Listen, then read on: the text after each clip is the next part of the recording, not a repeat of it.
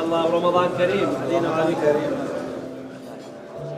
من براستی سپاسێکی بێپایانی خەڵکی کوردستان دەکەم بۆ خۆڕاگریان، بۆ پشودرێژیان، بۆ پشتیوانی و متمانەیان بە ئێمە و بە حکومەتەکەی خۆیان. ئێمە تۆزێک بە مێژووی خۆماندا بچینەوە دەبینین کە دروستبوونی هەرێمی کوردستان بەم شێوازەی کە هەیە کەس خێری پێ نەکردوین.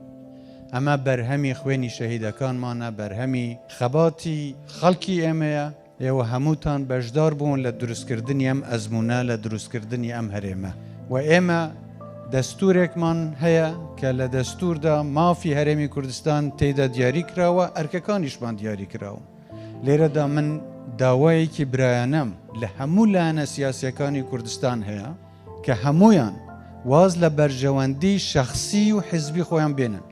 ئێمە ئەو وەختە دەتوانین دەستکەوتمان هەبێت کە خزمەتی هەموو خەڵکی کوردستان بکەین بەبێ جیاواسی. و دڵنیاتان دەکەمەوە ئێمە لە خزمەتیەوە دەبین، بە هیچ جۆرێک واز لە هیچ مافێکی دەستوری ئەم خەڵکە ناینین. خوا تاعەت و ڕۆژوو و نوێژی هەموو لە یەکشتان قبول بکە.